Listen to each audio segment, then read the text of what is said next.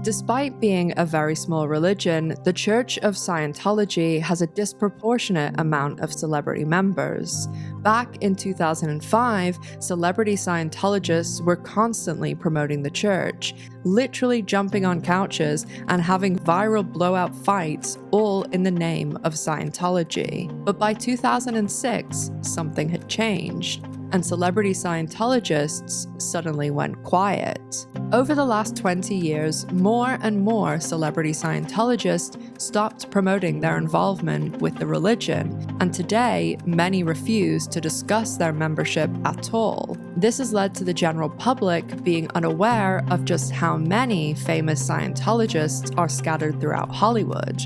And while many celebrities outright deny being members, there are even more that downplay their involvement, despite being incredibly dedicated and loyal members. And on top of the many hidden celebrity Scientologists and the secret ones, there are also even more Hollywood stars entangled with the church, despite not being members. So that's what we're going to be talking about today. The many celebrity Scientologists. We'll be talking a little about the ones you do know and a lot about the ones you don't. We'll also be exposing many behind-the-scenes stories about these celebrity members that have never been discussed publicly before, disclosed by on-set sources and unearthed by long-forgotten social media posts.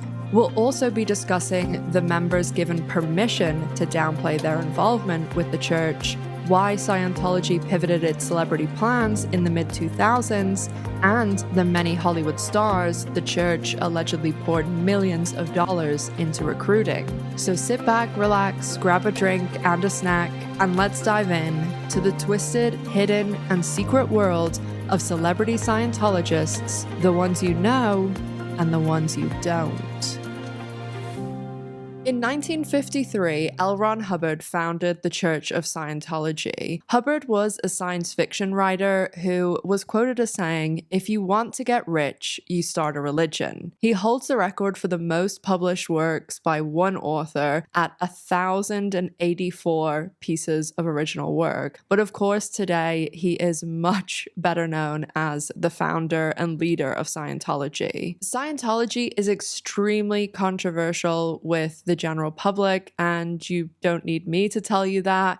But up until 2005, most people didn't really know much about the religion. They knew a lot of celebrities were in it pretty much. But in 2005, there was a lot of information that came out about Scientology, none of which was good. But interestingly, this information came from two very unlikely places. The first was a Today Show interview with Tom Cruise, and Today Show interviews are usually very light and fluffy PR, so celebrities can usually relax when they're being interviewed on the Today Show, and they know they're not going to get very hard-hitting questions. But in this interview between Tom Cruise and Matt Lauer, it actually went into a huge argument, and people very much saw a different side to Tom Cruise, and he talked a lot about Scientology and Scientologists' sort of hatred for medication, psychiatrists, and getting treatment for any sort of mental health disorders that people might have. He attacked Brooke Shields over her postpartum depression, and this interview did a lot of damage to the public's opinion of both Scientology and Tom Cruise. The second way in 2005 that people found out a lot of information about Scientology was even more unusual than a Today Show interview, and that was an episode of South Park. The South Park creators, Trey Parker and Matt Stone, really get a lot of credit as being the first people to put out mainstream information about Scientology, about its principles, its beliefs, and what its members spend millions of dollars and thousands of hours a year working towards. South Park really was the first place that most people were able to get a foundational understanding of what Scientologists believe, and these beliefs are, in my personal opinion, quite funny.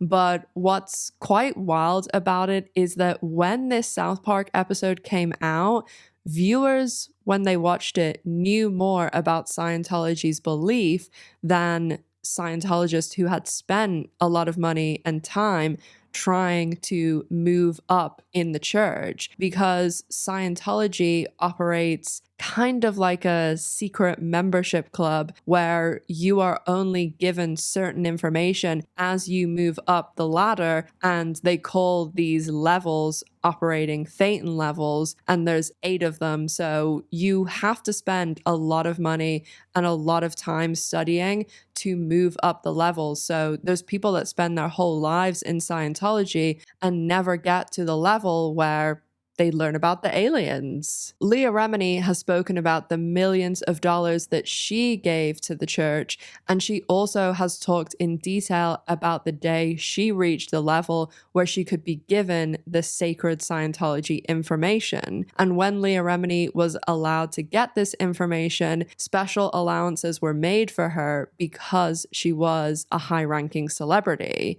And that's one thing you'll hear a lot in this video, that Scientology celebrities are treated very differently. They are seen as the absolute top of the top in Scientology, and there's a lot of things that are done very differently to not only appease them, but treat them as even higher than a celebrity. Like, rolling out the red carpet doesn't even begin to cover how these people are treated in the church. In a nutshell, Scientologists believe that we are all Thetans, these immortal spiritual beings that are considered to be the true essence of an individual. They believe that each person is essentially one of these Thetans, and there's a whole thing about volcanoes and these Thetans being aliens that came 10,000 years ago, and these Thetans are living within us and have been through all our past lives, and they also continue to exist beyond us after we die. And essentially,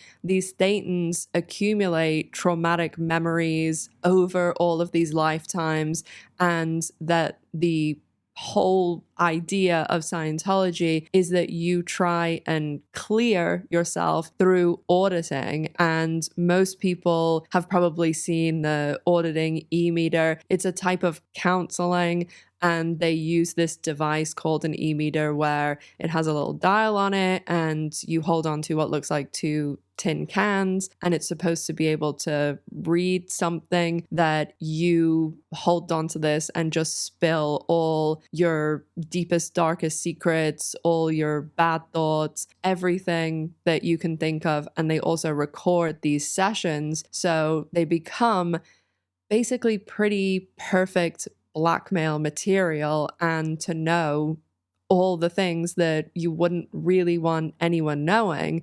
And that's why it is so difficult for people like celebrities to get out of Scientology, because the church ends up having a lot of dirt on them. Over the years, while Hubbard was forming and leading Scientology, he constantly changed things. Some would even say he was making things up as he went along. And he certainly had a set of rules for himself, celebrities, and high-ranking members, and then another set of rules for everyone else. Hubbard always saw celebrities as a way to bring people into the church, and in 1955, just 2 years after he started Scientology, he launched Project Celebrity, which is very much alive and well in Scientology today, and Tom Cruise is the person at the heart of this Project Celebrity. And that's not because he is the biggest celebrity in the church, but because he is the one attempting to recruit other celebrities to Scientology, and also holding meetings with current celebrity Scientologists and chastising them for not bringing in more celebrities and celebrities with bigger name recognition. Celebrities serve as spokespeople, helping Scientology to appear more credible and appealing. But one of the biggest things Scientology offers people who either want to get into Hollywood or who want to become a bigger name is connections. And I would definitely say there are a lot of people in Hollywood, not just actors, but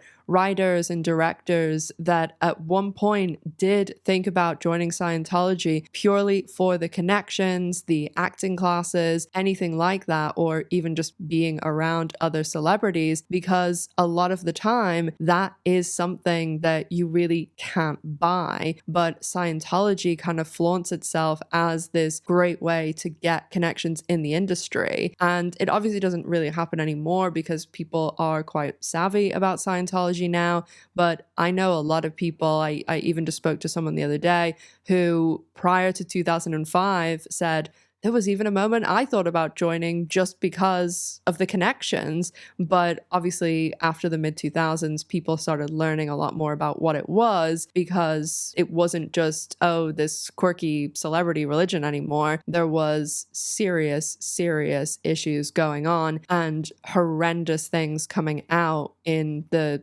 2000s and 2010s. We really started to learn about these horrible things going on behind the scenes. Scientology has always tried to recruit many young actors before they are known. People like John Travolta and Kirstie Alley. Scientology, as I said, has many connections in Hollywood, so they can help these people with their careers. They put on these acting classes and get a lot of people signed up that way before they have their big break. And that's also why there are a high percentage of successful actors that were raised in Scientology and whose whole family is in Scientology, because they are always trying to make the perfect Scientology celebrity. So from very young ages, these Scientologists and Scientology families get access to connections, to acting classes, to certain Scientology schools that specialize in art programs. And it's why out of a very small religion,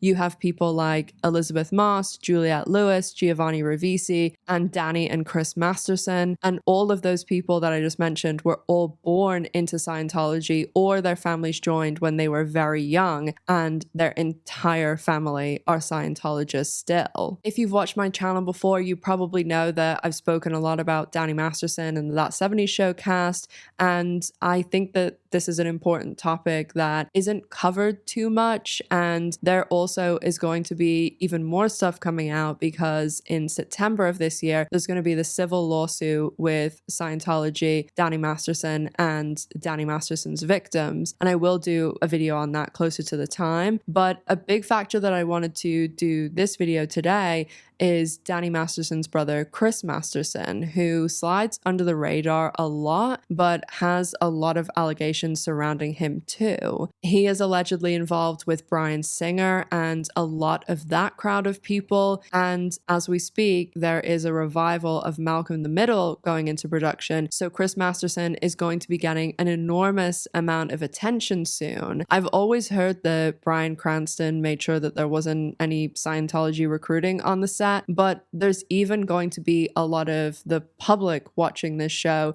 who probably haven't stayed up to date with what's going on, or even younger people who don't know he's a Scientologist, don't know about the horrendous situation with his brother and Chris's alleged involvement with people like Bryan Singer. I will touch on the whole Masterson family a little bit later, as the other siblings also have entanglements with a lot of very famous people, like Hilary Duff, for example. So that family we'll discuss in a little bit. We'll discuss the That 70s Show cast a little bit too, as there's some information that I haven't previously covered, and a lovely subscriber reached out to me with some tidbits of information, as one of her close friends, who's also a celebrity, used to date Topher Grace whenever he was on That 70s Show. So there was some bits of information I hadn't heard before. But we are also going to cover people like Juliette Lewis, who, as I mentioned, I think it was in my last video, that I'm working on a video similar to my WB one that's going to be about a bunch of Showtime shows. And I had another lovely subscriber reach out who worked on a bunch of Showtime shows. So we're going to cover a lot of information in Yellow Jacket, Shameless, Dexter, The L Word that hasn't been discussed publicly, but we will go over a little bit of some Yellow Jacket stuff in this video whenever we talk about Juliette Lewis. But I first want to talk about someone who is getting a lot of attention right now because of the final season of their show, and that is Elisabeth Moss, who, whenever people hear that she is a Scientologist, it really stops them in their tracks because of the nature of the show that she's on right now and the character that she plays. Elisabeth Moss is currently an active Scientologist, and she was raised in the church too, and both her parents are Scientologists as well. She worked steadily throughout Hollywood in her teens and 20s, and then she got her big break when she was cast as Peggy Olson on the show Mad Men. Elisabeth Moss's character was seen as quite the feminist icon on the show. Whenever Mad Men started, she was a secretary, and the show is set in the very misogynistic 1960s. She works in an ad agency as a secretary, and then by the end of the show, spoiler alert, she has become a copy editor. So it was quite the feat for the character to rise up the ranks that way. This role sparked a lot of discussion about Moss's involvement with Scientology. Some people were thinking, oh, she's taking on this role, and she took on a lot of other roles that seemed very different from Scientology. And people started thinking maybe she's not in the church anymore, or maybe she's a casual member, which by the end of this video, you'll see there's not really such a thing as a casual Scientologist,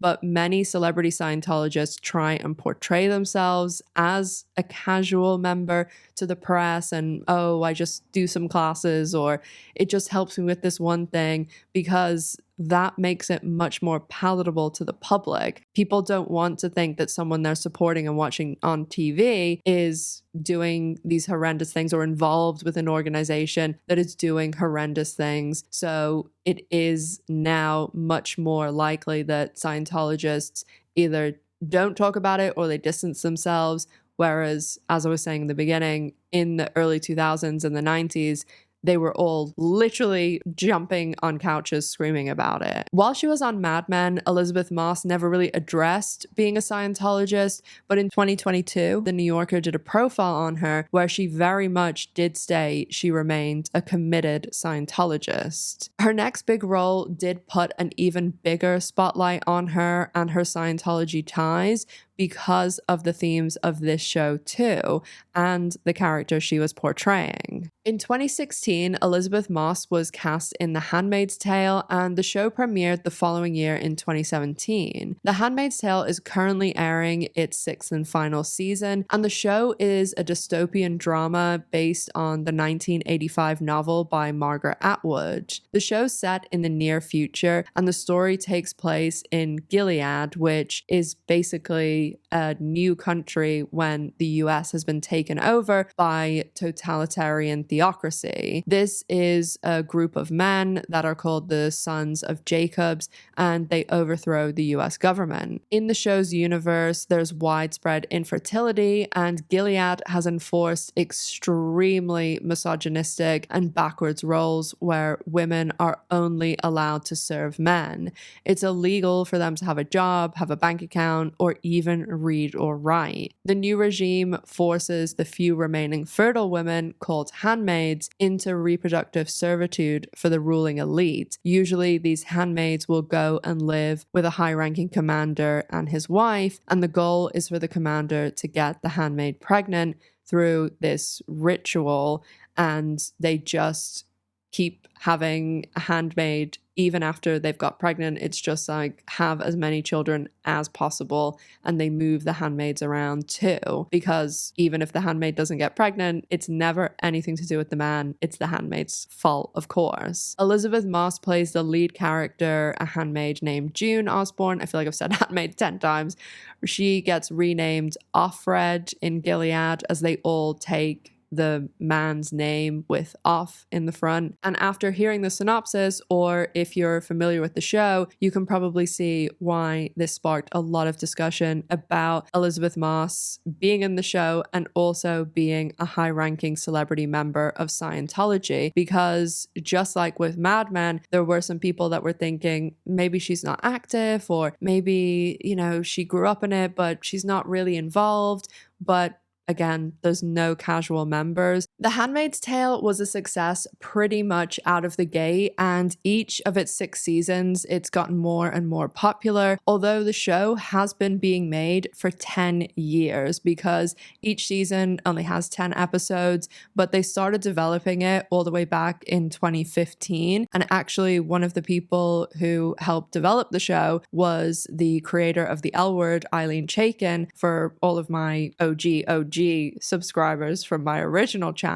And she was credited as a producer during the first season, but she did leave early on in the development period, so she wasn't even really still with the show when it actually came to air in 2017. Because of how controversial Scientology is right now, celebrity Scientologists, when speaking about WOGs, which is what they call non-Scientologists or like the real world out of Scientology, that is a lot of celebrities will downplay their involvement in the church. And this is what Elisabeth Moss does. They make it sound like it's something they do on occasion here and there, kind of like if you just do yoga or Pilates, it's just something that you do once in a while. But Scientology isn't like that at all.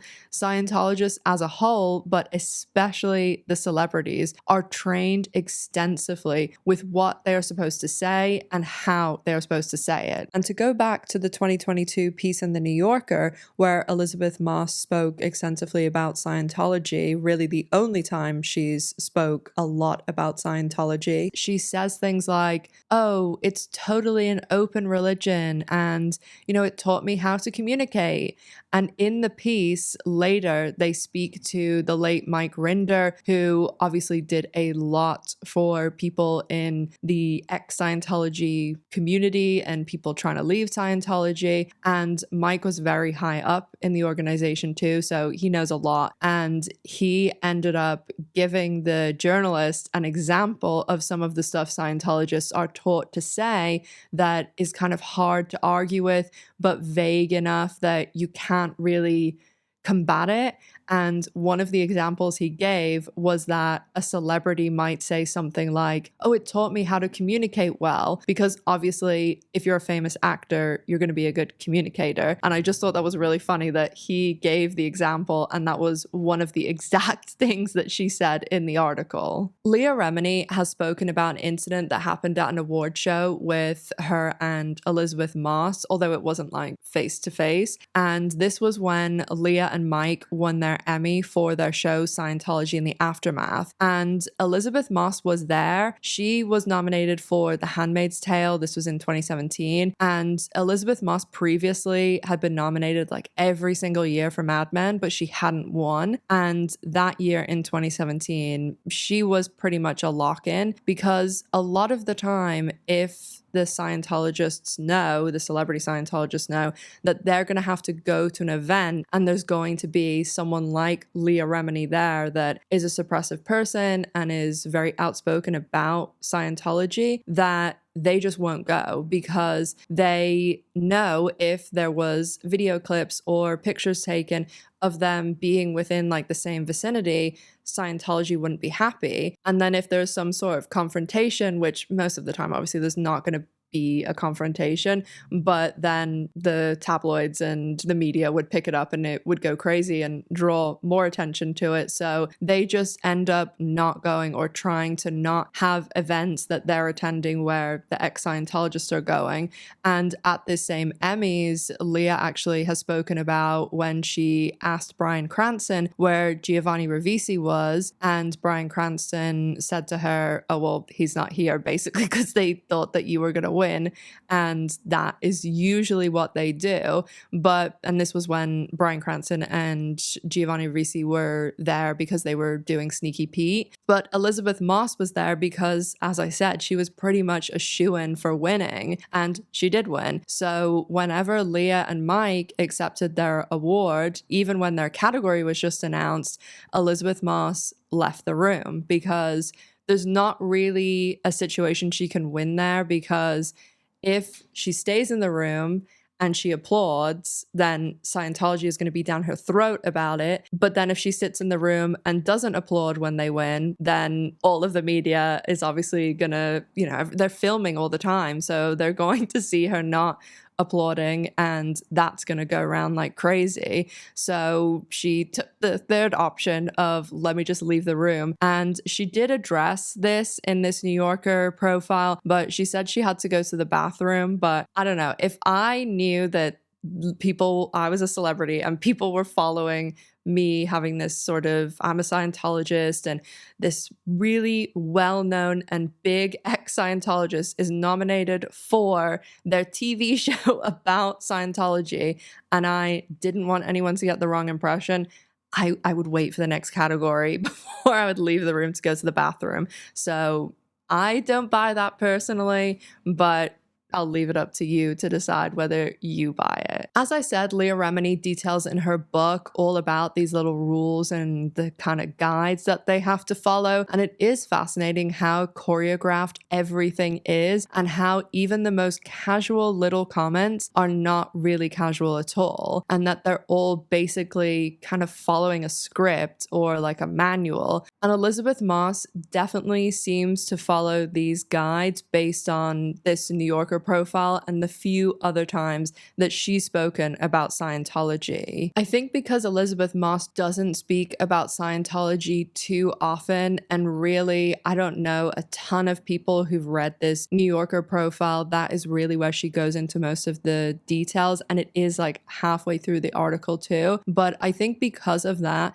a lot of people think maybe she is just like a casual Scientologist, or maybe it's kind of like casual Christians who go to church at Christmas, just that it's not very involved for her, and that it's not something that's in her day-to-day life and something that she's living her life under the principles of. But it is that, I mean, as far as I can tell anyway, and from what a lot of other people have said and ex-Scientologists have spoken about, because as we said, there's no such thing as a casual Scientologist. According to these Scientology records that I was able to access through a request, Moss took the Hubbard Key to Life course when she was only 8 years old and achieved the state of clear when she was only 11. Although Moss does majorly downplay her religious affiliation publicly, she is part of this small set of second-generation Hollywood Scientologists, and her religious network has played a big role in her career. The vast majority of these second-generation celebrity Scientologists, especially the ones that were born in the church or their families joined when they were very young, they all have connections to one another through both marriages and a lot of friendships and business relationships. Elisabeth Moss was born into Scientology, as both her parents joined long before she was born, and she very much is in this group of second generation that is Giovanni Ribisi, all of the Masterson siblings, Juliette Lewis, and all 8 of her siblings, and they're all interconnected to one another. They all have gone on to be friends with one another, but also there's marriages between the families, and they all have many, many business relationships together. Elisabeth Moss's manager since she was 10 years old has been Gay Ribisi, who's the mother to the actors Giovanni Ribisi and Marissa Ribisi. When Elisabeth Moss was working on an earlier project called Her Smell, she needed to do some research on punk rock, and so she called Beck, who at the time was married to Marissa Ribisi. Beck is someone who was also born into this second generation of celebrity Scientologists, and his whole family is in the church too. He has claimed since 2019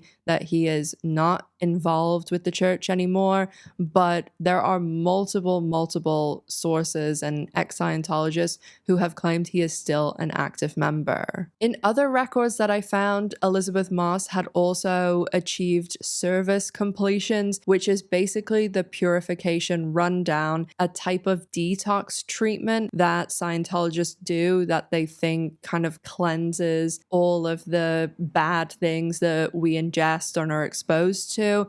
And what they basically do is they ingest large quantities of niacin. Niacin is a type of B3, so it's found in things like meat and fish and cheese and eggs, and it is something that you need. Like, it is a healthy fat, but the amount that Scientologists ingest is insane, like thousands and thousands above what you need as a human being to survive. And so they take all of this niacin and they also will then run on a treadmill and then get in a sauna. And that is supposed to cleanse your system. And this purification rundown is what Danny Masterson and Tom Cruise pitched to their 9/11 firefighters and first responders clinic. And if you remember in Ashton Kutcher's letter that he wrote for leniency for Danny Masterson after he had been convicted of multiple violent rapes, Ashton Kutcher talked about Danny Masterson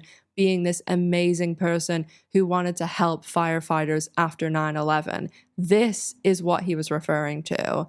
They did this big event. They got loads of celebrities. Leah Remini has spoken about this and how much she regrets being involved with it because of how many people it hurt. Specifically, again, 9/11 first responders. There are a lot of celebrities like Ashton Kutcher and Mila Kunis who aren't Scientologists, but they are, in my opinion and allegedly, involved with the organization, be it they've taken help in boosting their careers or help covering up their messes, which is how Ashton Kutcher allegedly first got involved with all of the Scientology mess. This was through his relationship with his close friend and mentor, as he calls him, Danny Masterson. Eva Longoria is another person who isn't a Scientologist, but seems to be involved with a lot of Scientology events and people. And I have actually had a lovely subscriber who reached out to me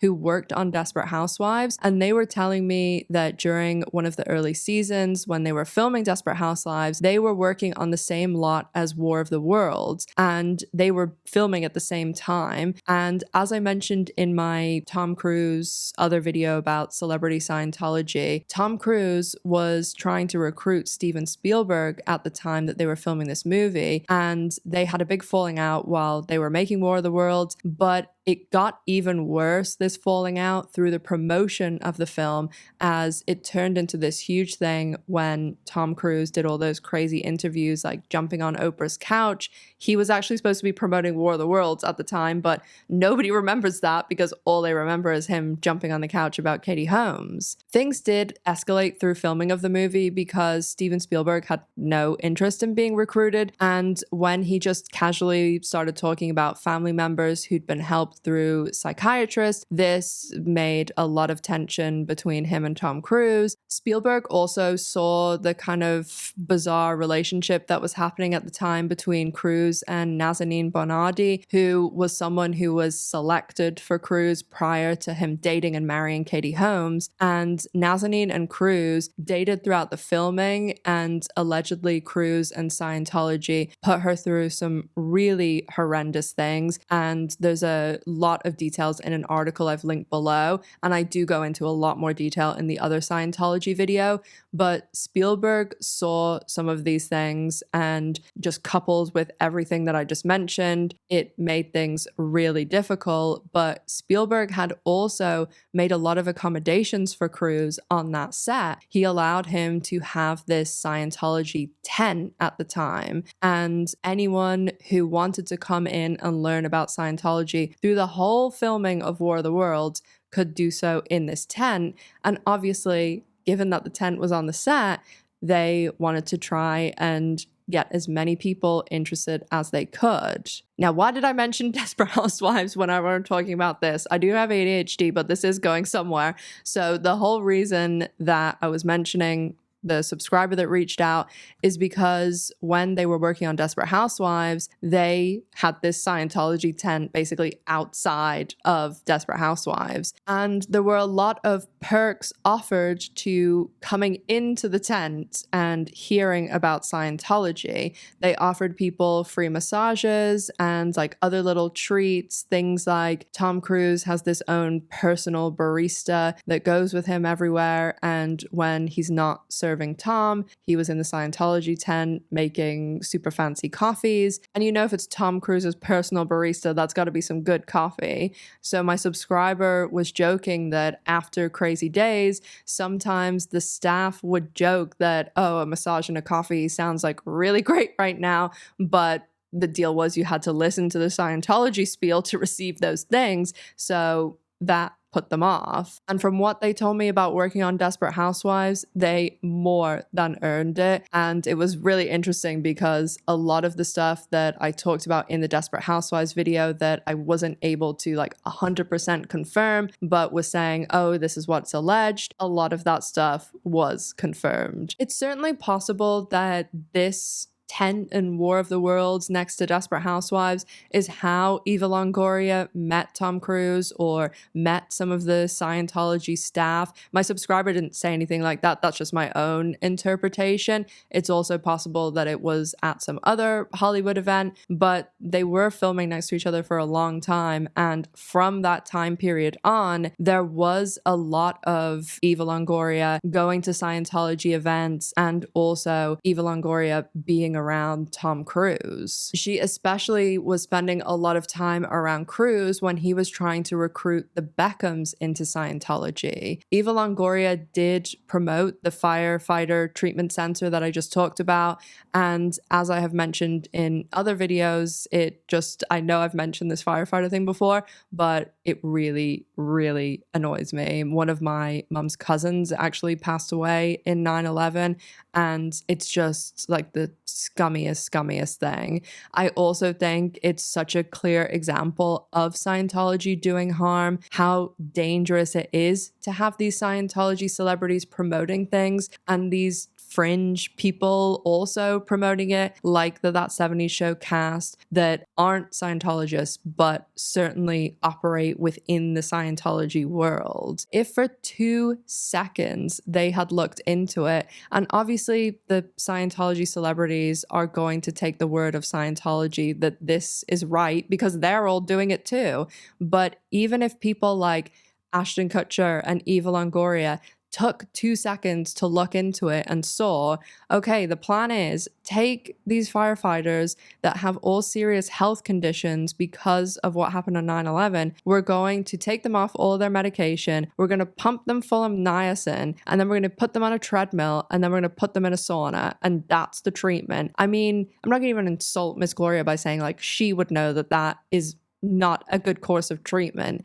And these people just either didn't care, didn't look into it, or just took the word of Danny Masterson and Tom Cruise and the other Scientologists. And what's even more frustrating is that 20 years later, Ashton Kutcher is still promoting this as a positive thing and putting it in a letter where he is asking for leniency for a rapist. This center did not help anyone. It harmed a lot of people. So Ashton Kutcher either didn't look into anything and just blindly believed it, did look into it and didn't care, or Scientology is the one telling him what to include in these letters because Scientology is never going to see anything wrong with the purification rundown. As we've talked about a lot on this channel, the That 70s Show cast is very wrapped up in Scientology, going to all their events, performing in their Christmas play every year. I mean, that is a pretty big deal. Going and being in the play of a religion you are not a part of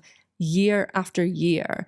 Many people have alleged over the years that Scientology has cleaned things up for Kutcher and other cast members, and he and Mila Kunis also surround themselves with Scientologists. It's not just the Mastersons and Laura Prepon, it's many other Scientologists.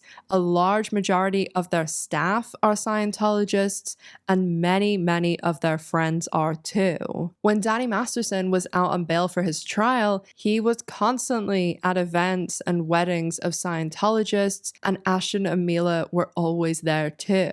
Now, I spoke to someone recently, another lovely subscriber, whose close friend, who's also a celebrity herself, dated Topher Grace when he was on that 70s show. And so this celebrity friend, like, you would absolutely know them, spent a lot of time around the That 70s Show cast. The subscriber told me some like little silly anecdotes, like Ashton Kutcher and Topher Grace were at the same Lakers game, and Topher Grace saw Kutcher across the court and called him to say, "Oh, I'm across from you."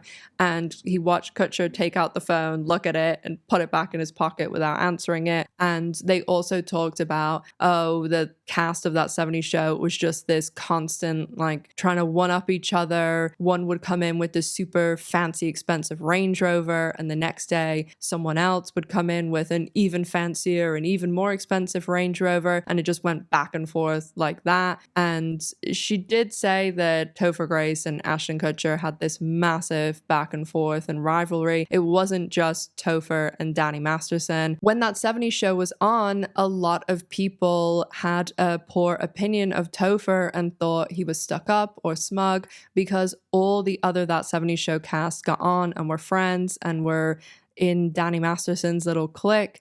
But now that people have seen Danny Masterson's true colors, it seems that people are a lot more forgiving and just saying, oh, Topher saw Masterson for who he was, which could also be true. But it seems, according to the person I spoke to, that again spent a lot of time with Topher and whose friend dated him for quite a significant amount of time, that two things can be true at once, and I'll leave it at that. But That 70s Show cast, the reason I was bringing up the relationship with Topher that one of my subscribers' friends had is because they were telling me that Ashton Kutcher is a lot smarter than people think. I'm sure a lot of people do think he's smart, like, because he has made a lot of money. He has done a lot of investing, and he does speak about things that it just does seem like he has a lot of knowledge in business and certain things that come along that he sees value in, like Uber and Airbnb. But of course, he did get ridiculously lucky with That 70s Show. He made a fortune and then other shows because he was cast on a show as a no one. He'd done really no acting experience. And let's be honest, Ashton Kutcher isn't exactly the best actor. I think that situation was he's a good-looking guy and he got a shit ton of luck and was cast on a show that gave him access to enormous paychecks that allowed him to have money to put into Uber and Airbnb and make I Don't Fly commercial crazy money. Ashton Kutcher and Mila Kunis also have a really slick PR team.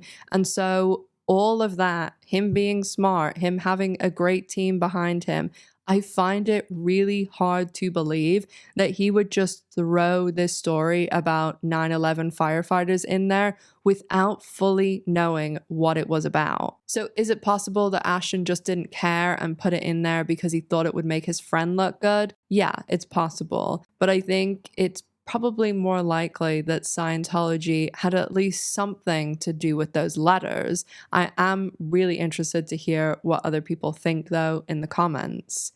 I know it's also been alleged by quite a number of sources that Scientology has helped Ashton Kutcher cover up a lot, with the first being the horrible situation with Ashley Ellerin. I'm sure a lot of people have heard this story as it was talked about when the letters went viral, but Ashley Ellerin was a beautiful 22-year-old model, and in February 2001, she was supposed to go on a date with Ashton Kutcher. Kutcher was late to pick her up, and when he knocked on the door, Ashley didn't answer. Ashton claims he looked in the window and just saw a red wine stain on the floor that he thought was from the party they had the night before. He couldn't see Ashley. She didn't answer the door. So he alleges he left and went straight to the event that he was supposed to go with her to. Unfortunately, Ashley was inside as she had been killed by the Hollywood Ripper, a man called Michael Gargiulo. When everything came out about Ashton and Mila's letters 2 years ago,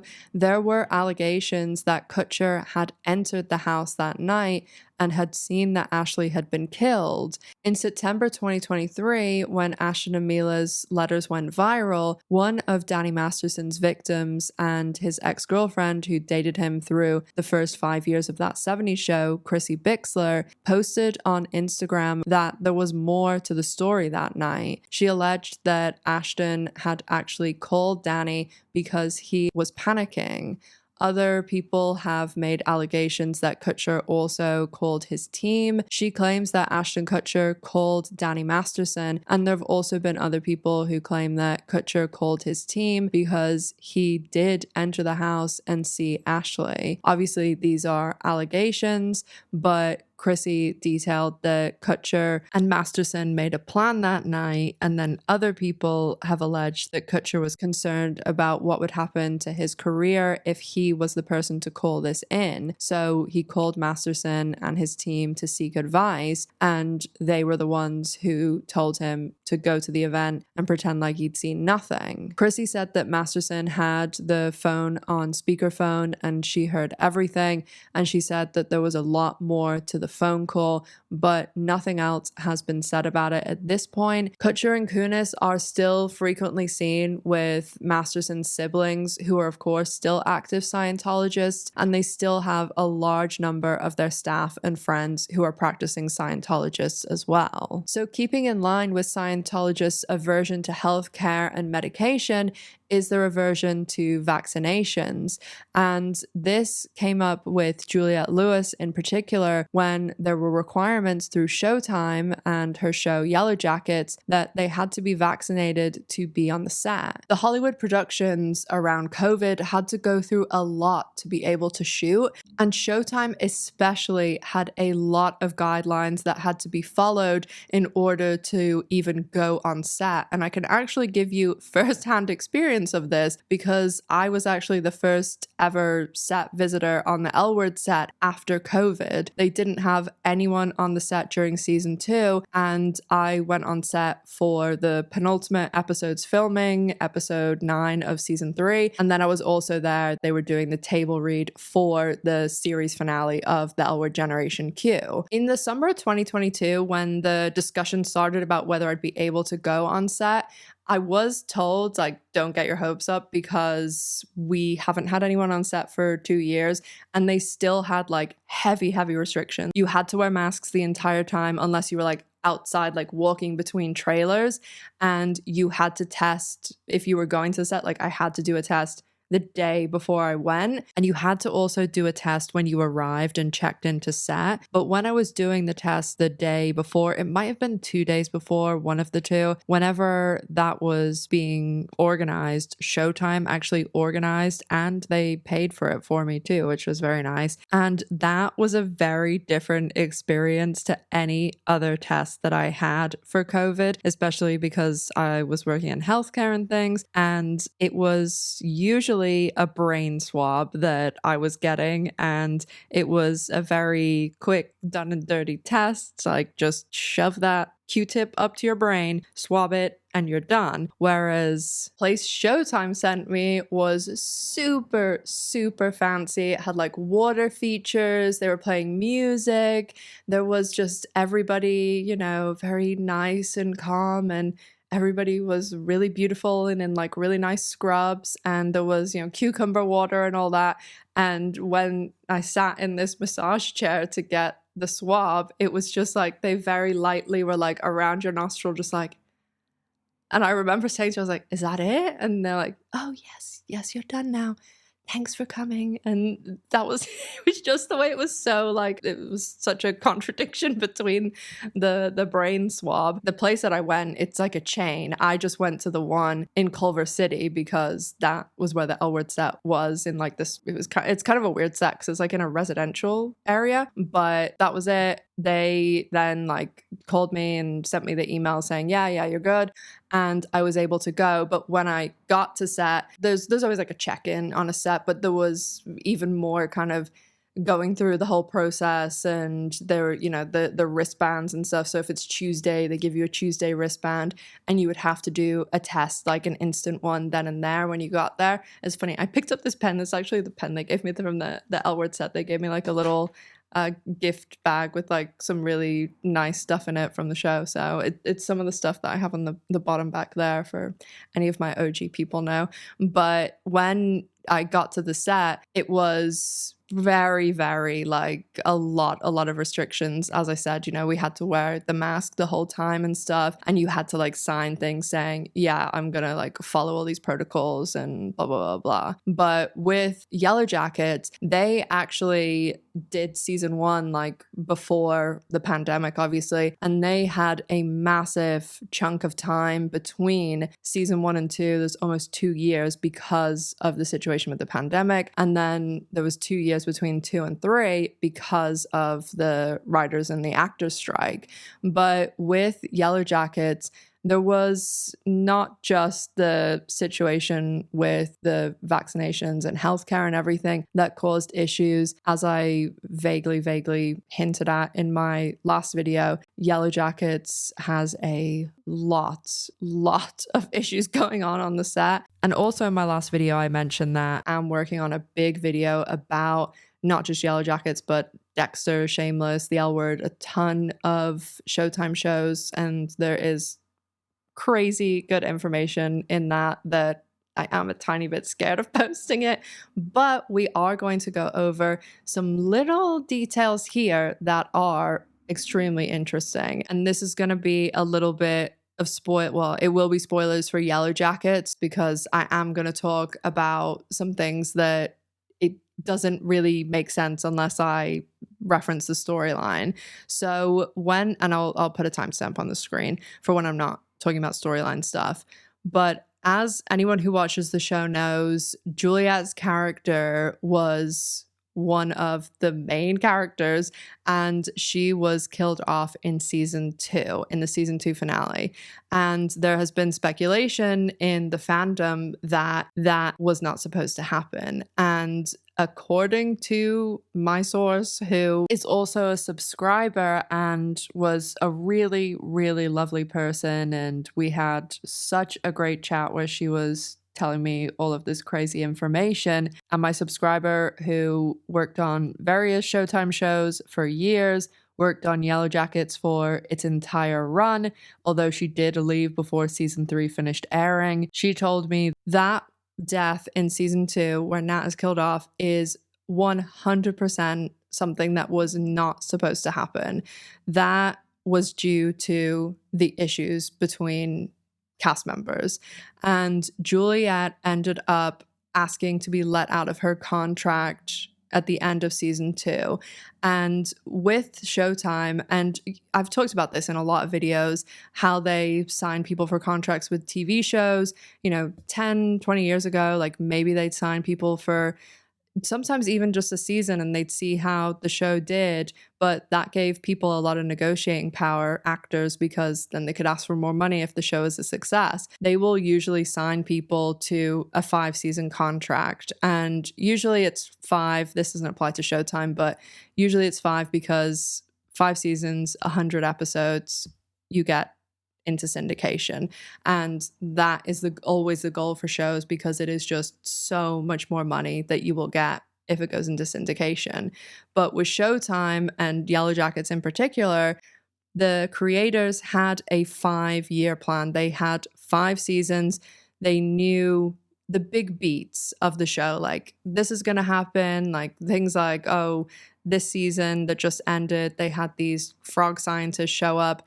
They knew that was going to happen. That's, towards the end of season 3. If you don't watch Yellow Jackets, in an absolute nutshell, the show takes place in 2 timelines. There's a 1996 timeline where teen girls are from New Jersey. They are flying to the national soccer tournament, and their plane crashes in the Canadian wilderness. They survive out there for 19 months. Well, some of them survive. And the ones that make it back, the other half of the show, we see in present day in season 1. So it's like 2021.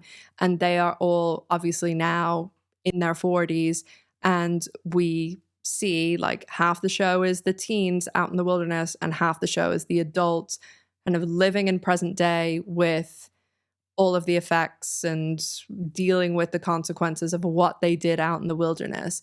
And you have like an amazing cast, like Melanie Lynskey, Christina Ricci, and there's even been people join the cast now, like, oh, wait till I tell you guys about the Hilary Swank stuff. And so Juliette Lewis's character is like one of the main lead characters.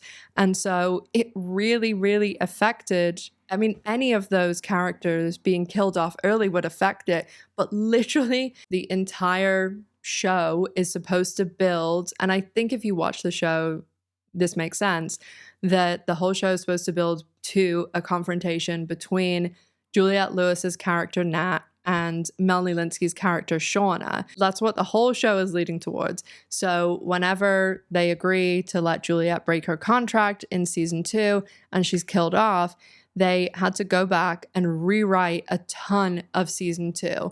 And originally, they had 2 new adult survivors come in the second season. One was Lauren Ambrose, who was playing the adult version of the character Van, and then Simone Kessel, who's playing the adult version of Lottie.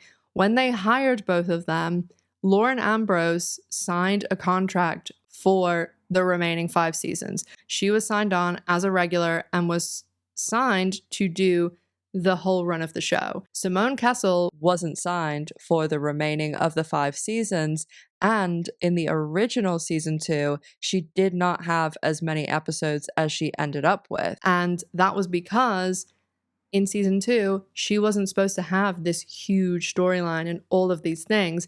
They had to build that in order to build in Nat, Juliette Lewis's character's death. And so this season, in season 3, when Simone Kessel's character Lottie is killed off in the first couple of episodes, a lot of people were like, what the fuck? Why did we spend all of season 2 going in depth into this big storyline and all of this stuff?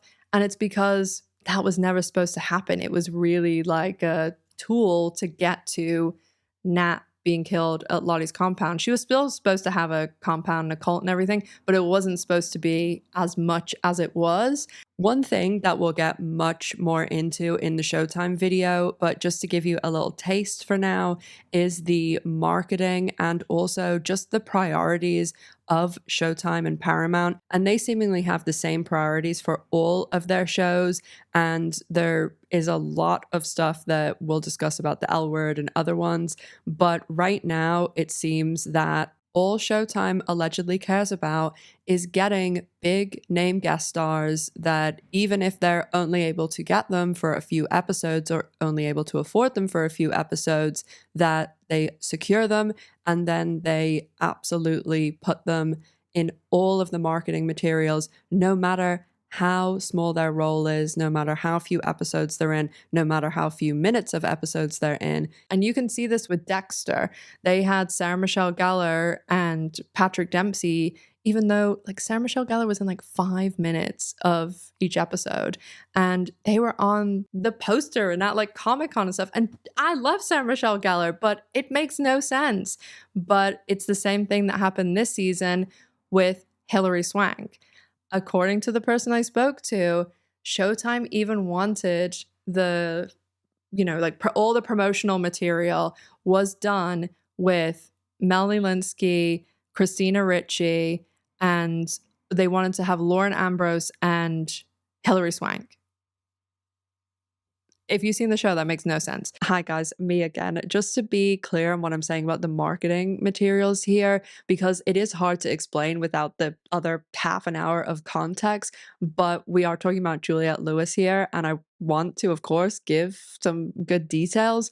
So just to say, there was originally marketing material created by the marketing and PR team, and they, come up with a ton of ideas, put it all together and then show it to the higher ups. They ended up then nixing all of the stuff that my sources told me, you know, was really well thought out and really nice stuff. And then they wanted to do this focus on Hilary Swank. And you see that in the trailers and stuff. I'm talking about the still promo material. What they ended up going with is that like hot pink eat your heart out promo material. And the reason that kind of looks like not the greatest is because that is what they kind of had to rush out, because they didn't use the original stuff the marketing team came up with. They didn't use the Christina Ricci, Melanie Linsky, and Hilary Swank focused stuff. And so they ended up going with a secret third option, which was kind of like a slap together thing. And Hilary Swank wasn't even the first, second, third, or fourth choice for that role of Melissa.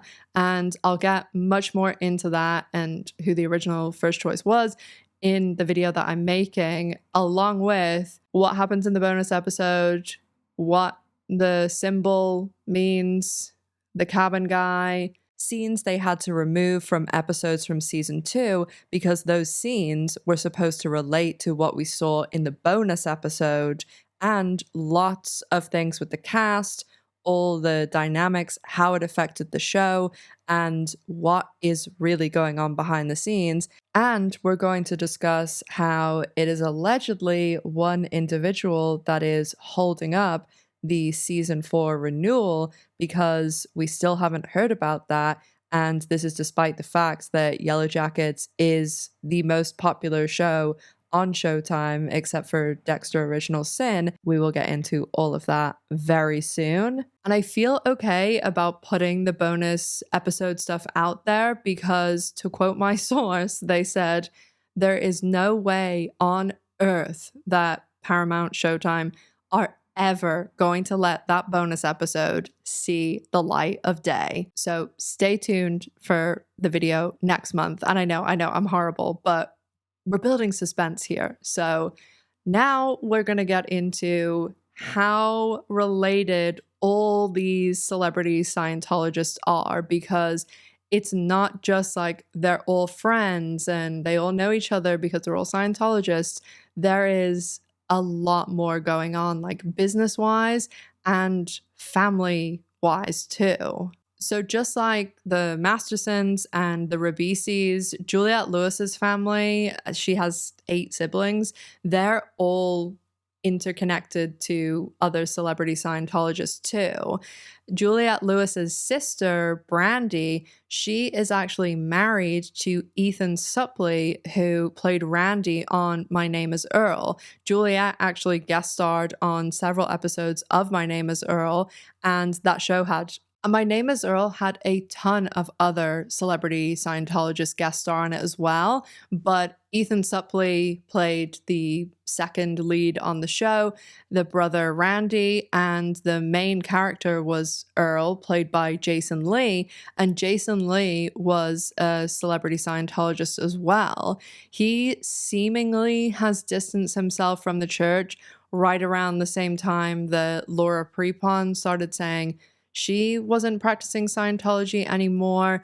He hasn't really addressed it or anything like that, but again, I think it's a very similar situation to Laura Prepon, because Jason Lee was very, very close friends with Danny Masterson.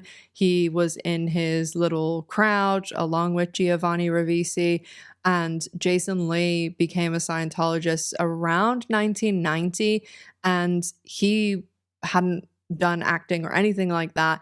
And so he also is another Scientologist who became a celebrity and got a big acting career after joining the church. Ethan Suplee, of course, himself is really good friends with Danny Masterson and Ashton Kutcher, and was even on their show, The Ranch.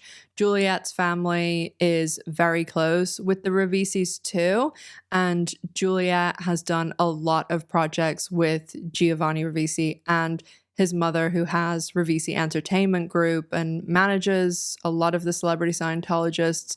Juliette has done productions that she has produced and financed as well. So you have the Mastersons and the Rivisis.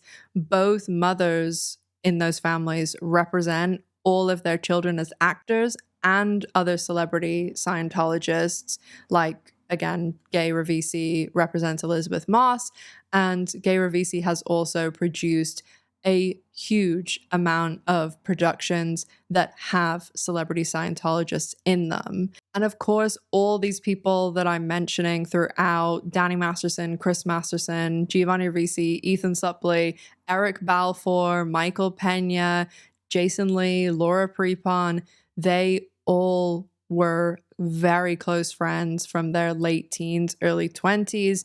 Most of them way before that, the ones that were raised in Scientology.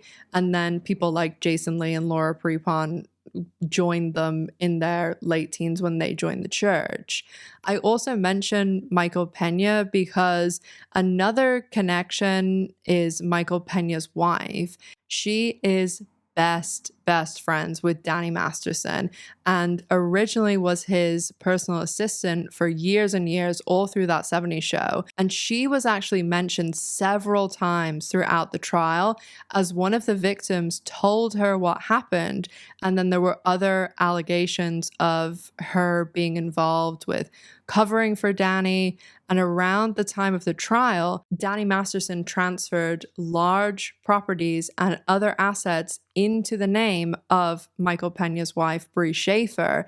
And most people believe that this was done purposely because, as I mentioned before, there is the civil lawsuit coming up with Danny Masterson's victims who are seeking damages against Scientology and Danny Masterson for specifically what they had to endure during the trial, all of the harassment and all of the horrible things that they did. Most people, if they've heard anything about this, probably heard about their pets being killed and just like horrible situations, because those three victims and their families were absolutely tortured throughout that trial.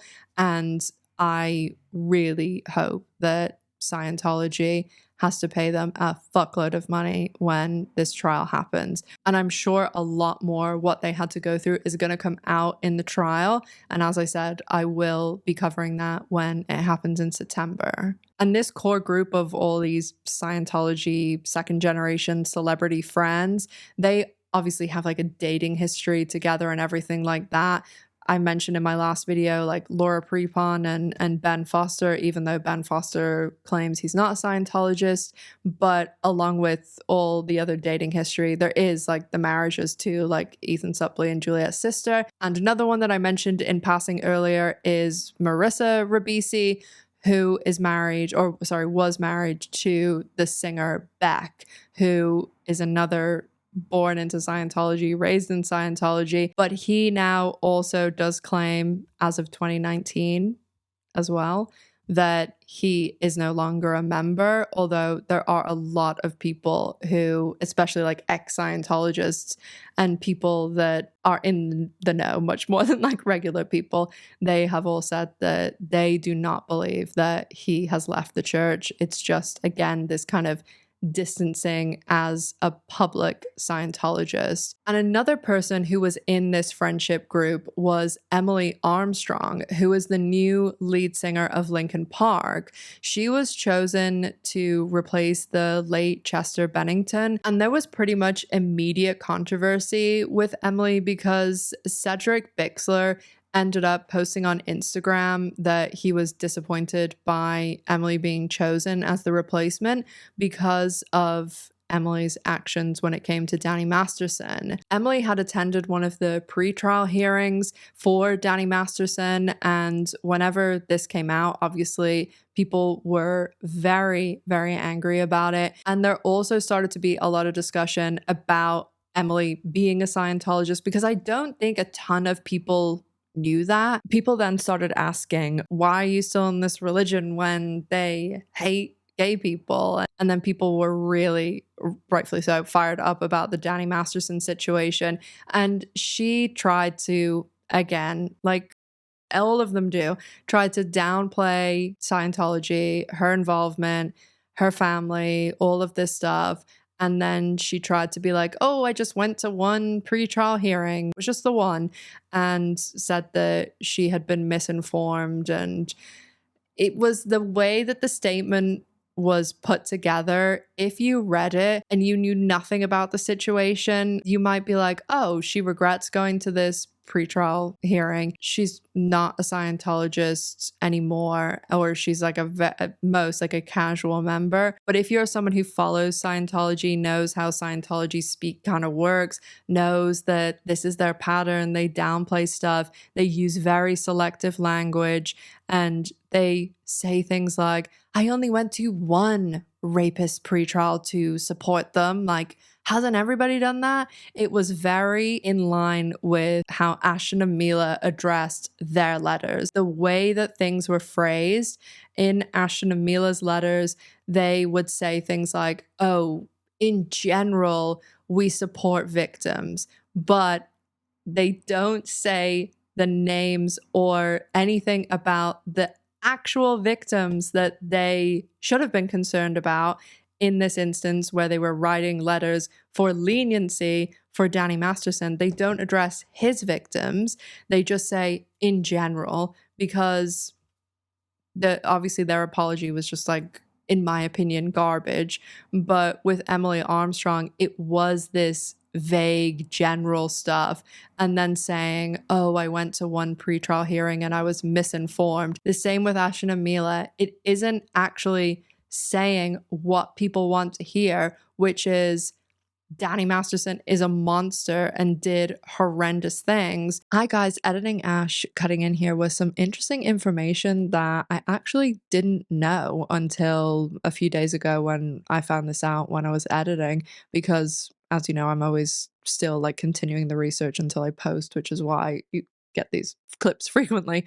But when I was doing the original Danny Masterson video, I did know that he had a band called Grandpa vs. Prowler, and I'd come across it before, like way before I even did YouTube, because the guy from Buffy who plays Warren in the trio, Adam Bush, he's in it with him. I must have just saw him passing or something one day, because I just remember having the thought of, oh, that's the guy from Buffy and the guy from That 70s Show, and Michael Pena's in it as well. But I never thought anything more of it.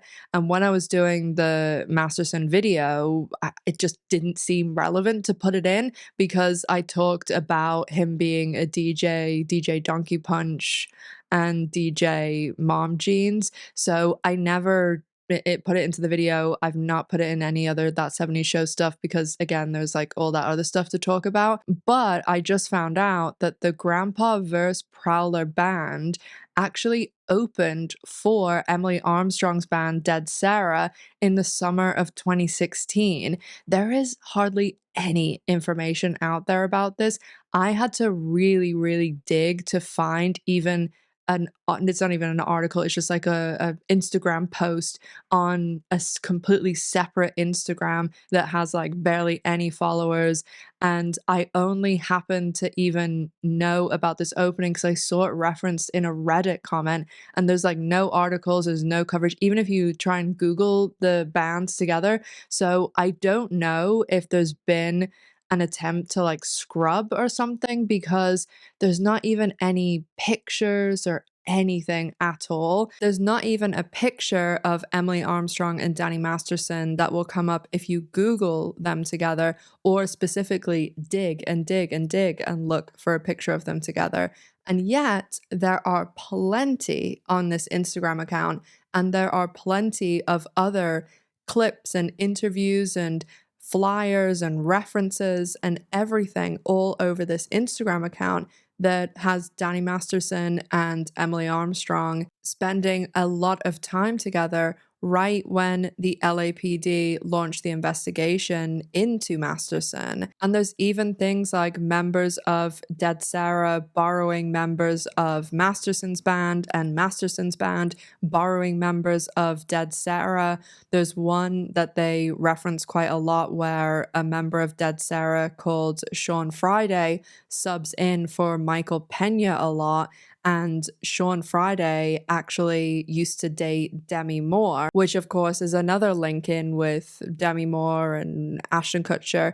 And I don't think I've ever mentioned this before. I think a lot of people might not know this, but Demi Moore's mother was a Scientologist, and she has allegedly always dabbled, especially, of course, when she was with Kutcher.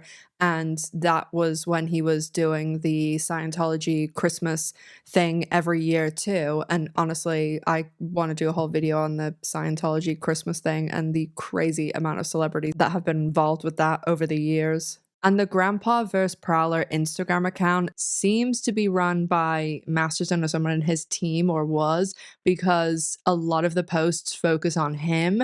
So I assume that's like one of the only things that still exist. So I did just think that was relevant and worth mentioning, even just for the fact that like I haven't seen this mentioned anywhere.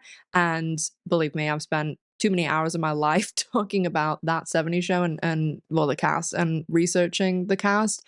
But one other thing that I just want to add in, since we're here, is I have never really talked about Emily Armstrong. So again, I've never brought this up before, but Emily Armstrong, she very much, in any time she's talked about this in the story that I've shown on the screen, she tries to basically say, you know, I went to one pre-trial hearing and then that was it. We had, you know, no other association and I didn't support him anymore or anything like this.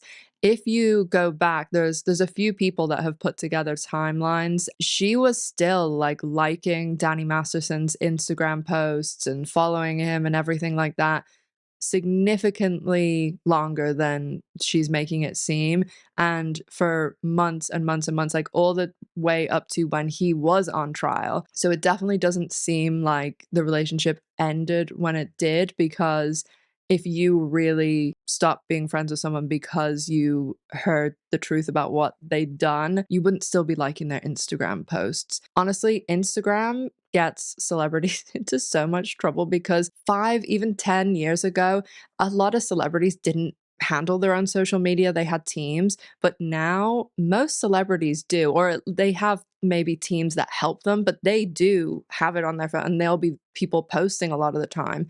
And especially someone like Emily Armstrong, that's not like a huge celebrity. I'm always taken aback by how many of them let these like little truths come out through stupid things like who they're following, who they unfollow, and all of that. Because as I've mentioned before, the unfollow, follow, and the liking of posts is like one of the last sort of holds that celebrities have, because a lot of the time when they're doing like movies or shows, they have parameters and things that they have to do.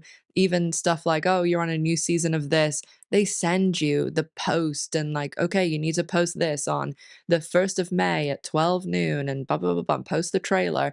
And by being able to still have like hold of their own Instagram accounts and being able to go on and unfollow someone that they're having a back and forth with or having a fight with, they know that that is going to send a message to their followers or people that are watching. They know that there's going to be articles about it sometimes. It is just one of those things that they use as a weapon themselves because they know they can send a message that way. But it sounds like conspiracy, but they also get themselves into trouble with it sometimes too. That is just another case of it. So back to past me. And I believe Emily Armstrong's mother used to work in PR for Scientology. Then she was the editor for the Freedom magazine. And then she got into trouble and ended up being sent to the Hole, which is Scientology's prison basically. And then when she got out of the Hole, she was then promoted to be David Miscavige speechwriter. So again, all connected, higher ranking person, like she's literally the speechwriter for the leader of Scientology.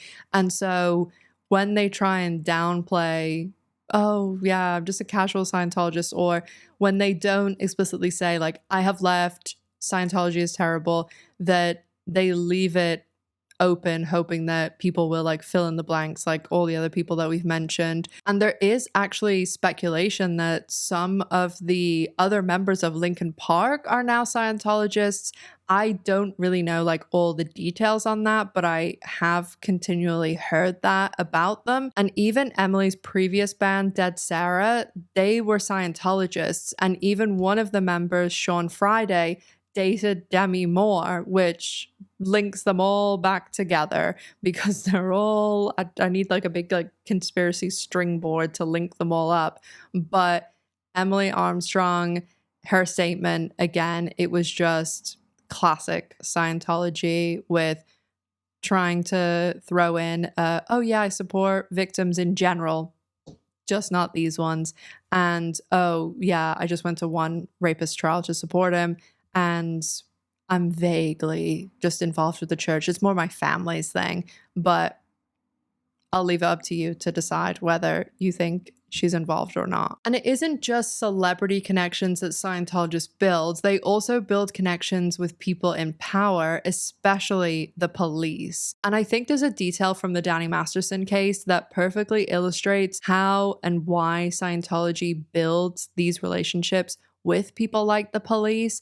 And it also gives a perfect example of why it is so dangerous. And I do think that this detail might come up in the civil trial because it is, in my opinion, pretty important. One thing that there's a lot of misreporting around in the Masterson case is the reporting of the attacks. All 3 of Danny Masterson's victims were Scientologists.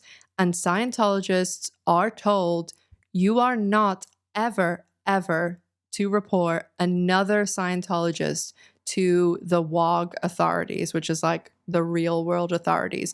You are supposed to deal with it internally in Scientology. You report anything, the worst crimes imaginable, you are supposed to report it not to the police, but to Scientology. I know it's easy for us who are not in a cult to sit here and say like, well, I would have done this or I would have done that.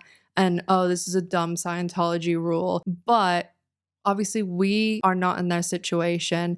We haven't gone through a horrendous attack. We haven't been brainwashed and in a cult. And also the victims knew if they did go to the police, they would lose everything. They would lose their families, their friends, their jobs, their livelihoods, everything, because most of them were lifelong Scientologists, or like Chrissy Bixler, she'd joined Scientology and she'd been with Danny Masterson for years. Their whole lives and everyone they loved were Scientologists. And if they reported Masterson to the police, that was like the highest of crimes, especially because he was a celebrity on a super popular TV show. So they knew if we do this, we're completely screwed. But even saying that, one of the victims did go to the police, and that is often left out a lot of the time when people are talking about this, because the 3 of them did all go, obviously separately, these all happened at different times, to Scientology and reported it. And obviously that all came out in the trial, everything that, because Scientology document everything. And one of the victims went to the LAPD back then to report what happened. So when the Jane Doe went to report the incident to the LAPD, at first, the LAPD did not take her into an interview room. And again, she was reporting a violent rape. They tried to take her information at a desk in a crowded bullring with dozens of people around and phones ringing. I can't imagine having to do that one, but in that situation, that's horrible. And this next part, I haven't been able to get clarification if this happened on the same day or the next day when returning. But later, the Jane Doe then went to try and report it again. And this time she was taken into an interview room to give a statement. And when she was taken into the interview room, on the wall was a giant picture of the police officers in the LAPD smiling with Michael Pena, the celebrity Scientologist and very close friend of Danny Masterson, the attacker. And as I also referenced a minute ago, celebrity Scientologists are seen as the highest of high of gods within Scientology. So not only did she know when she went into that room, Michael Pena is really good friends with Danny Masterson, and his wife is Danny Masterson's best friend and assistant who's like constantly cleaning up his messes. And Michael Pena's wife, Bree Schaefer, isn't just Masterson's former assistant, isn't just one of his best friends. She got her start in Hollywood, the start of her career, through Masterson. And most important of all, Bree Schaefer is the first person that one of the Jane Doe's, victim B, named, and the first person listed on the report when the LAPD asked her to provide names of corroborating witnesses. And on top of that, when the victim walked into the room, she doesn't know what the connection between Scientology, the LAPD, and Michael Pena is. Was this just a random picture? Of course, she's not going to think that, because Scientology donates a lot of money to the police, and they also will kind of suck up to them a bit, because Scientology records everything, like writes down everything in a record, but also they have cameras everywhere. And so one thing that Leah Remini and Mike Rinder have said, and I think Claire Headley said this too, that because they have like cameras everywhere, if they see something, like somebody breaks into a car and they catch it on the Scientology CCTV, they will then take it and go and give it to the LAPD, like just off their own back, because they are constantly trying to do these things to get in good with the police. And then they also donate huge amounts of money to the police. Leah Remini actually found out that the detective who closed her missing persons case about Shelley Miscavige going missing was the same detective that was a paid speaker at multiple Scientology events. So he was being paid a bucket of money multiple times a year to go and speak at the Scientology events and Scientology Center. And then he is the one in charge of investigating the missing wife of the leader of Scientology. I don't know about you, but to me, that sounds like a huge conflict of interest. And so I cannot imagine you are going to try and report this terrible thing that's happened to you, and you already know that you shouldn't be there because you should be dealing with this not in the WOG world, but in the Scientology world. And then you try and report it once and they're not even taking you into a private room. And then when they do take you into a private room, there's a picture on the wall of one of the best friends of the person who attacked you, all smiles with the police officers. So those are the main hidden Scientologists, the people that I mention in a video in passing, and people are always surprised that they are a Scientologist. And they're also people that choose to fly under the radar. But there are also celebrities who allegedly are Scientologists, but outright claim that they're not. Leah Remini has spoken a lot about Will and Jada Smith being Scientologists, and Jada Smith and Leah Remini even got into a back and forth on the Red Table Talk because Jada would not admit she was a Scientologist and said she was just an explorer and a student and studies many religions. It's my own personal opinion that I think it's pretty clear that they are Scientologists. They even started a Scientology school. Of course, Tom Cruise is top of the pyramid, but Will and Jada are pretty high up, with them being both huge stars and them being a couple, because Scientology, if there's anything they love more than a celebrity Scientologist, it's a celebrity Scientology couple. And that's why when Tom Cruise was trying to recruit David and Victoria Beckham, he enlisted Will and Jada to help him. Tom Cruise was determined to get David and Victoria to join, and allegedly there were millions of tax-exempt money spent trying to recruit the Beckhams. This was when the Beckhams moved to Los Angeles, when David started playing for the LA Galaxy in 2007, and the Beckhams did become good friends with Tom Cruise and Katie Holmes. I remember this at the time because I was excited about him playing in the US, and I do remember lots of content in the media about them being friends.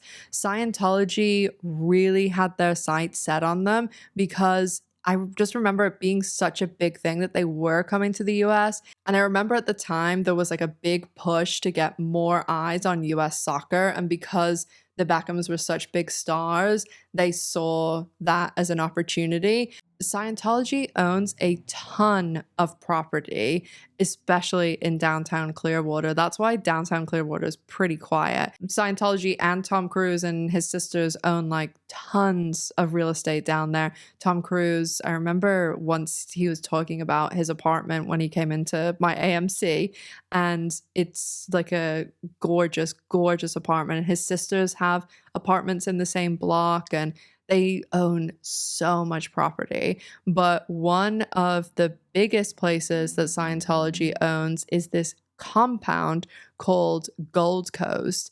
And this is where the worst Scientology shit goes down. This is allegedly where they keep the troublemakers, and they actually allegedly hold people there against their will. Mike Rinder has spoken about being kept at Gold Coast in the Hole, which is where Emily Armstrong's mother allegedly was too. And this is where you are sent to be punished. A lot of the people who've escaped Scientology have escaped from this facility, but it is very, very difficult because apparently there's a fence that goes around the whole thing and every inch is covered with cameras. And there's also tons of security and like barbed wire and spikes. And Scientology claim these measures are to keep out bears. But if that was true, why would the spikes be inside? If you look at the way things are set up, it is clear that they're trying to keep something in, not to stop something getting in. Most Scientologists aren't even allowed to know where this Gold Coast is. And whenever Tom Cruise comes to Gold Coast, all of the staff of this facility stop what they're doing as he drives in, and they all like stand along the road where he's coming in, and they all salute him as he's coming in, and they walk him around and like show him, oh, this new room and all of this. And if he comes in the room, everybody has to like stand up and stand to attention and salute him and call him sir. And this is what Leah Remini talks about when she says, you know, celebrities get used to this like level of being amazing and everybody's running around doing everything for you and you're just treated like a god, and that sort of treatment is addicting, and there's not really much higher you can go than that. Enter Scientology. And so Leah Remini has said that this absolutely like is one of the biggest factors in why she thinks Tom Cruise stays in Scientology, because of all of the way he's treated. And, you know, people like that is crazy that people are, you know, saluting Tom Cruise. And it's just, I mean, there's so many wild things, but there was an actual professional grade soccer pitch installed at Gold Coast in anticipation of David and Victoria visiting the facility. Not even that like, oh, they're definitely coming, or, oh, they're going to be members. This was just hoping that they would come, and they really wanted to wow them. When Tom Cruise was trying to win over Nicole Kidman, he did something very similar. Again, thanks to the US taxpayers and tax-exempt money. He had this other Scientology facility spend all this money and make all these enhancements and do all this crazy stuff in hopes that, you know, it would score some points. Thankfully, the Beckhams were smart enough to keep their distance from Scientology, and they never even set foot at the Gold Coast. Hi guys, Editing Ash here again. Just two quick things that I forgot to mention about Will Smith and Tom Cruise's relationship. And that's it. One, they do collaborate on each other's projects all of the time. And this goes uncredited, or, you know, they it's not something like official that they do, but this has been going on for years and years and years, all the way back. I think the first time that they ever spoke about it was when Will Smith spoke about Tom Cruise being very involved with I Am Legend, especially with the script, and whenever they were in pre-production and kind of ironing out like what they wanted the movie to be and what direction and the drafts and everything like that. And I also heard that Tom Cruise was one of the people who really was staunchly against the other ending, and he wanted the ending that they ended up putting at the end of I Am Legend. But a lot of people who've seen both endings, the other ending is on the DVD and you can find it on YouTube too. I'll link it in the sources, but most people, including myself, think that they should have gone with the other ending. So take that for what you will. But the second thing is not to do with work, it's a bit more personal. And this was actually mentioned, or some of the details were mentioned in Leah Remini's book, Troublemaker. This was when she was invited to one of Tom Cruise's like very, very exclusive gatherings, and only the top of the top celebrity Scientologists get invited to this. Allegedly, Will and Jada Smith are always present at these events. And according to Leah Remini, they ended up playing hide and seek. And Leah did not want to partake, so Tom and David Miscavige weren't very happy with her. When you read this in Leah's book, it sounds very PG and very just kind of weird that they're playing hide and seek, but just they're playing hide and seek. But I have heard that it was a bit more rated R hide and seek, and allegedly rated R hide and seek. So I think either way, it's kind of weird. Jada Smith did try and come up with an excuse about why they were playing hide and seek, and she was saying, "Oh well, Tom loves kids and he was playing with kids," even though this was a celebrity Scientologist event at night that no kids were present at.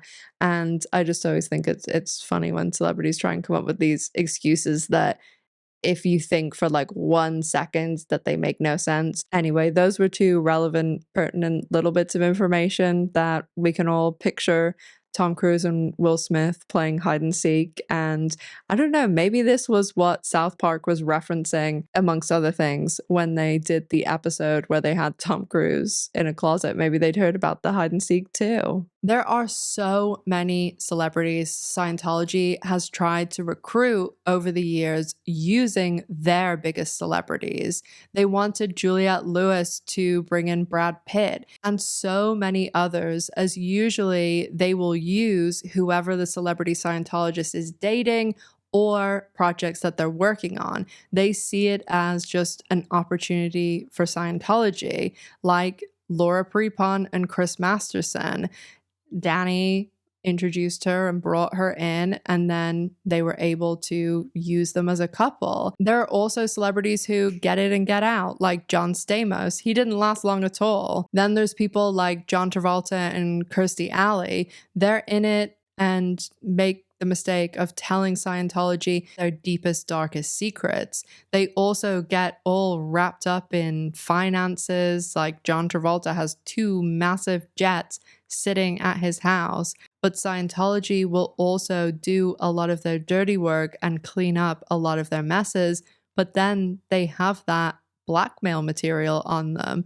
And with John Travolta in particular, he had a string of accusations surrounding him after many masseurs complained about his inappropriate touching and groping. And of course, look at Danny Masterson. Scientology did literally bury and hide his horrendous crimes for decades. And thankfully, that has all now come to light. And I'm hoping through the civil trial in September that even more comes out and Scientology has to pay for, at least monetarily, what they've done.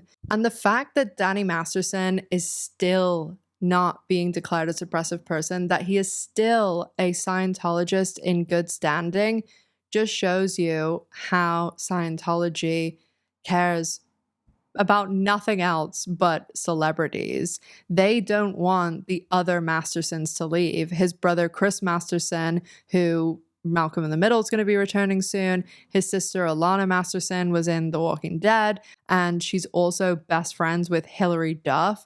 Hilary Duff also dated Danny Masterson's other brother, Jordan Masterson, and Jordan Masterson is frequently seen still to this day with Ashton Kutcher and Mila Kunis, people that have a lot of name recognition, a lot of power, a lot of money, and is another celebrity relationship that Scientology wants to foster. Many of these celebrities, be it they are actual members or just entangled with Scientology, remain loyal to Scientology, and they absolutely all try to downplay their involvement and also try to make Scientology look as appealing as possible, look like this cool, open, relaxed church with celebrity connections.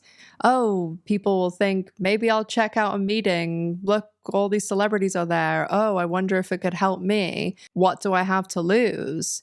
When really Scientology has done horrendous things, in my opinion. And I just hope that these celebrities are not able to lure anyone in. Please let me know all your opinions on these celebrities, Scientology, and especially let me know what you think Elisabeth Moss has going on with Handmaid's Tale and Scientology. Very curious to hear what people think about that.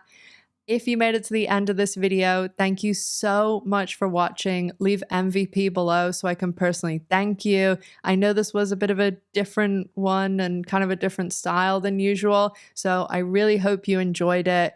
G and I can't wait for you guys to see the Showtime video that we're working on. I've left my Patreon social media, G's social media, the sources, everything you might need linked in the description box in the pinned comment. Thank you so much for watching. And as always, make sure to stay safe, take care of yourselves, and we hope to see you in the next one.